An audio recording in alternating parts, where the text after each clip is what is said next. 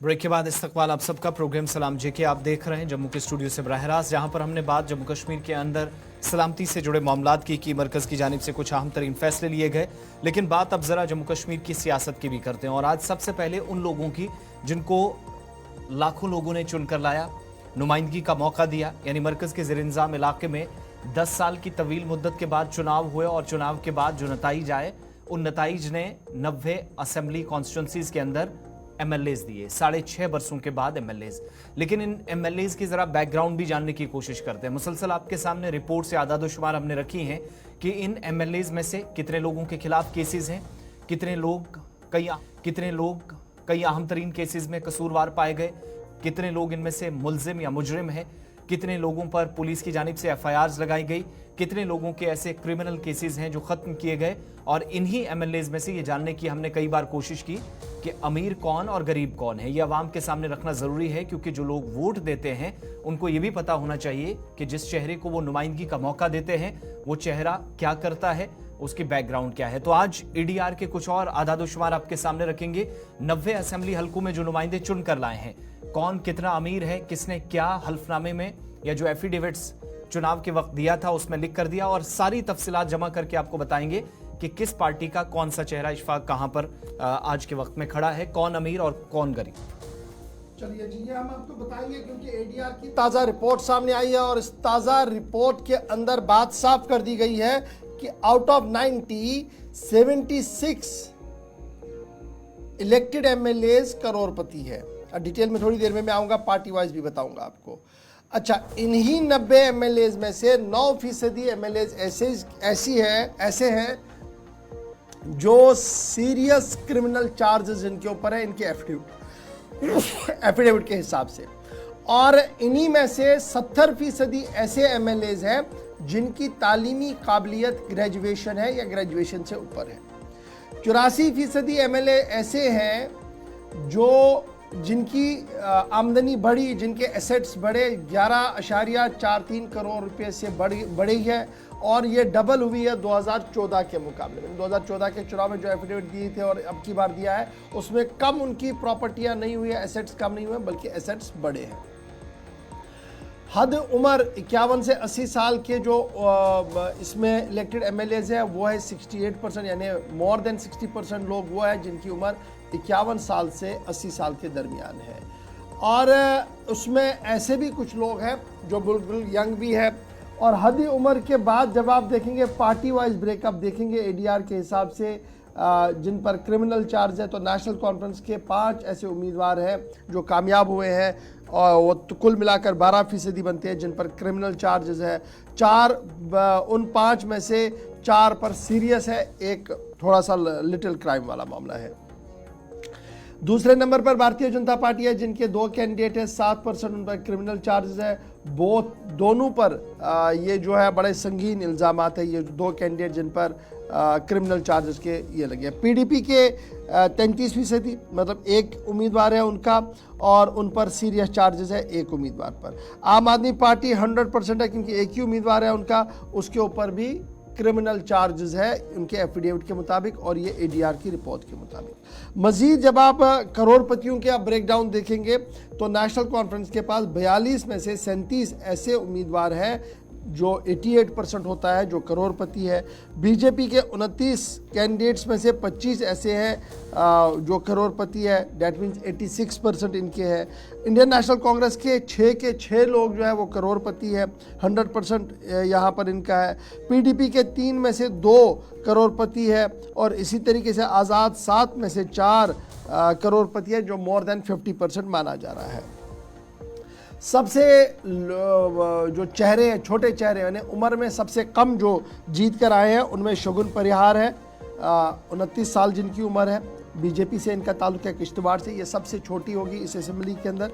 उनके साथ साथ वेटर्न जो सबसे उम्र में बड़े हैं वो है अब्दुर्रहीम राथर, 80 साल इनकी उम्र बताई जा रही है। 7वीं मरतबा ये जीत कर आए और 7वीं मरतबा अली मोहम्मद सागर भी आए, 7वीं मरतबा मुबारक गुल साहब भी आए। लेकिन उम्र के हिसाब से सबसे सीनियर जो होंगे इस सेशन के अंदर वो अब्दुर्रहीम राथर होंगे। और फिर जब आप मज़ीद ADR को खंगालते हैं तो पता लगता है दीगर MLA, इनमें से कुछ ऐसे MLAs भी हैं जिनकी तालीमी काबिलियत 10वीं पास से भी कम है, या कुछ की तालीमी काबिलियत 8वीं पास से भी कम बताई जा रही है। तो ये थी जनाब ADR की रिपोर्ट जो हमने आपके सामने रख दी।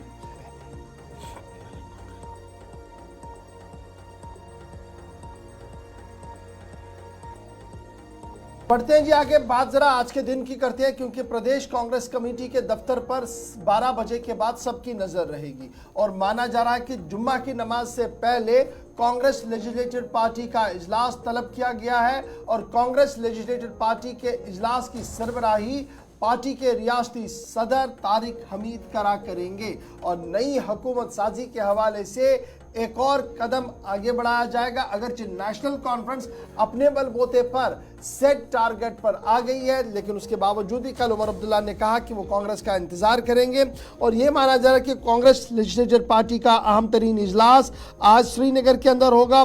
तारिक हमीद करा इजलास की सरबराही करेंगे और न सिर्फ इजलास इसलिए होगा कि हिकमत अमली को तरतीब दिया जाएगा, बल्कि अपना लीडर भी वो यहाँ पर चुनेंगे, जिसके बाद एक रिवायती तौर पर एक खत लिखा जाएगा कांग्रेस के नौमुंतखबा MLAs की तरफ से और वो उमर अब्दुल्ला को सौंपा जाएगा, जिसके बाद उमर वो तमाम खत लेकर लेफ्टिनेंट गवर्नर के पास जाएंगे, जहाँ पर वो ये दावा पेश करेंगे हुकूमत साजी के हवाले से और उन्हें टाइम दिया जाएगा फिर ओथ के हवाले से भी। यानी आज का दिन उन तमाम हुकूमत साजी के हवाले से एक और अहम दिन है, क्योंकि कांग्रेस पार्टी के जो MLAs इलेक्टेड MLAs हैं उनका आज श्रीनगर के अंदर इजलास है। तारिक हमीद करा इजलास की सरबराही करेंगे और उसके बाद जो लीडर ऑफ द हाउस इनकी तरफ से चुना जाएगा उसे वो नाम जो है वो दिल्ली भेजा जाएगा, जिसके बाद उसकी कंफर्मेशन दिल्ली से होगी। लेकिन इस बीच सपोर्ट वाली चिट्ठी जो है वो आज शाम तक उमर अब्दुल्ला को सौंपी जाएगी। इस तरीके से कांग्रेस जराये की तरफ से हमें बताया जा रहा था। हम अब काबीना के अंदर क्या कुछ होगा वो थोड़ी देर में हम आपको बताएंगे कि जम्मू कश्मीर असेंबली तो मुकम्मल हो रही है, ओथ सेरेमनी होना बाकी है। एक तरफ से MLAs का ओथ होगा, दूसरी तरफ से रियासत यूनियन टेरिटरी की पहली कैबिनेट क्या होगी उस पर भी थोड़ी देर में आएंगे। लेकिन राम माधव का बड़ा बयान सामने आया है, रियासती दर्जा बहाल होने को लेकर शराइत के साथ उनकी बात सामने आई है। बिल्कुल, राम माधव की जानिब से ये पहला इस तरह का स्टेटमेंट है जिसमें कह रहे हैं कि यकीन दिलाया जाए कि अलहदगी पसंद रुझान फिर से जम्मू कश्मीर के अंदर नहीं उभरेगा। यानी दहशतगर्दी और इंतहा पसंदी को खत्म करने के लिए राम माधव के बयान को अगर सही माना जाए या जिस हिसाब से उन्होंने कहा उसको कोट करके लिखा जाए तो वो बताते हैं कि रियासती दर्जा बहाल होगा, लेकिन चंद शराइत, और इनमें से एक शर्त यह है कि मरकज के ज़ेर-इंतज़ाम इलाके को जिस हिसाब से पीसफुल बनाया गया या जिस हिसाब से जम्मू कश्मीर के अंदर हड़तालें खत्म की गई, बंद की कॉल्स को जो अब माजी का हिस्सा है ऐसा बनाया गया, यूनियन टेरिटरी को तशद्दुद से पाक बनाया गया, अगर ये सूरत हाल बरकरार रखने में हुकूमत और शहरी दोनों कामयाब होते हैं तो ये ऐन मुमकिन है। राम माधव के मुताबिक यूनियन टेरिटरी के अंदर बहुत जल्द जो यूनियन टेरिटरी है वो फिर से असेंबली में तब्दील हो जाएगी। राम माधव जो कि जम्मू कश्मीर यूनियन टेरिटरी के अंदर काफ़ी वक्त से एक्टिव रहे हैं, बीजेपी के सीनियर लीडर हैं और कल काफ़ी ज़्यादा खबरें भी उनको लेकर गर्दिश कर रही थी कि मरकज के ज़ेर-इंतज़ाम इलाके के अगले लेफ्टिनेंट गवर्नर वो होंगे, लेकिन इसकी कोई खबर की कोई तस्दीक या तरदीद नहीं हुई, अगरचे ये खबरें सोशल मीडिया तक ही थी। लेकिन रियासती दर्जे को लेकर किसी बीजेपी लीडर की तरफ से सीधा इस तरह का जवाब किसी नेशनल टीवी पे बैठकर इंटरव्यू में आया हो, ये बहुत हमने कम देखा है। गुज़श्ता 30 वर्षों के दौरान राम माधव के मुताबिक जम्मू कश्मीर के अंदर मिलिटेंसी ने काफ़ी नुकसान पहुंचाया, लोगों का खून बहा और इस खून खराबे से बाहर निकलने के बाद जम्मू कश्मीर के अंदर जो अगर उनके मुताबिक ये यकीन दिलाया जाता है कि अलहदगी पसंद सोच जो ख़त्म की गई वो दोबारा जोर न पकड़े, दोबारा उसको फ़रोग न मिले, जम्मू कश्मीर में सब कुछ ठीक रहे, तो उन्होंने कहा कि बहाली में चंद रुकावटें हैं, चंद अड़चने हैं और उनमें से एक ये है कि लॉ एंड ऑर्डर या जम्मू कश्मीर के अंदर अमन कानून की सूरत हाल बेहतर रखने में अगर इदारे कामयाब होते हैं, हुकूमत या नई हुकूमत जिसके लिए बड़ा चैलेंज माना जाता है वो कामयाब रहती है, तो वो दिन दूर नहीं कि वो वादा जल्द पूरा होगा। जो मरकज़ के ज़ेर-इंतज़ाम इलाके को लेकर खुसूसी हैसियत की बहाली पर बहुत कम बात की गई, लेकिन रियासती दर्जे की बहाली के बाद खुद वज़ीर आज़म, वज़ीर दाखिला, वज़ीर दिफा और मरकज़ी वज़रा की जानिब से पार्लियामेंट के अंदर और पार्लियामेंट के बाहर दोनों जगहों कही जाती रही।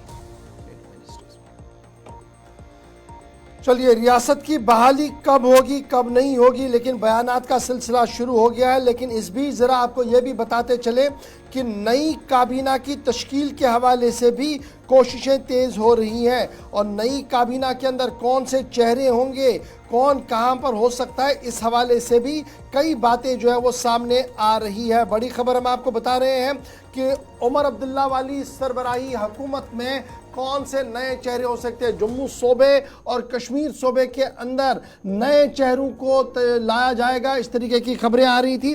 ताहम खबर ये है, जो आला तरीन ज़राया हमें बता रहे हैं कि वज़ीर आला उमर अब्दुल्ला के साथ उनकी काबीना के अंदर जो चेहरे रखे गए हैं उनमें साबिक वज़ीर ख़जाना अब्दुल रहीम राथिर हो सकते हैं, कांग्रेस की तरफ से गुलाम अहमद मीर हो सकते हैं, जम्मू सूबे से सुरिंदर चौधरी जिन्होंने रविंदर रैना को हराया उन्हें काबीना में जगह मिल सकती है, खातून वजीर सकीना इत्तू हो सकती है, साबिक वजीर अली मोहम्मद सागर को वापस लाने की भी बात हो रही है। उसके साथ साथ 7वीं मरतबा जीते मुबारक अहमद गुल का नाम भी गर्दिशें कर रहा है।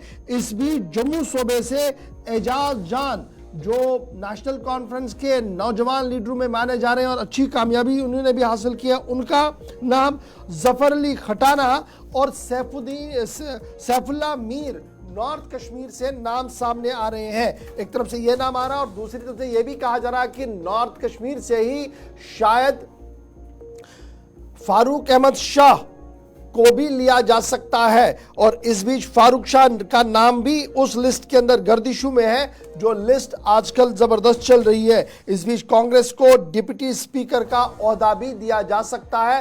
खबर और इत्तलात इस तरीके की सामने आ रही है। तब नेशनल कॉन्फ्रेंस कांग्रेस की तरफ से न तो अभी तरदीद और ना ही अभी इसकी तस्दीक की जा रही है। सिर्फ पार्टी ज़राया ये बता रहे हैं कि अब्दुल रहीम राथर, गुलाम अहमद मीर, सुरिंदर चौधरी, सकीना यत्तू, अली मोहम्मद सागर, मुबारक गुल, एजाज जान, उसके साथ साथ मीर सैफुल्ला और फारूक अहमद शाह को काबीना में शामिल किया जा सकता है। ये इत्तलात और खबर आ रही है। ताहम अभी दिल्ली बहुत दूर है, पॉलिटिक्स में कब क्या होगा कहना मुश्किल होगा।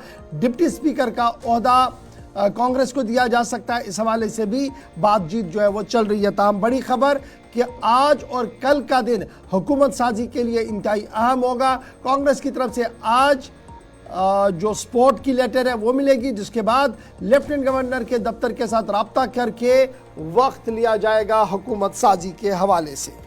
छोटा सा ब्रेक होगा जी। यहाँ पर ब्रेक के उस पार आएंगे तो आपको बताएंगे इंतखाबात तो ख़त्म हुए, लेकिन इंतखाबात के बाद दंगल शुरू हुई है और ये दंगल मुख्तलिफ इलाकों के अंदर है। अपने तरीके से रो रही है कि उनके कारकुनों को पीटा जा रहा है। उस बीच इल्तिजा मुफ्ती और डॉक्टर बशीर वीरी के अल्फाजी जंग भी शुरू हो गए। छोटे से ब्रेक के बाद आते हैं बड़ी खबर पर। इस पर गुफ्तगू करेंगे कि आखिर मामला और माजरा है क्या और क्यों ये बयानबाजियों का सिलसिला शुरू हो गया है। आगे बढ़ेंगे तो आपको बताएंगे कि किस तरीके से हमारा महकमा सेहत भी काम कर रहा है। छोटे से ब्रेक के फौरन बाद।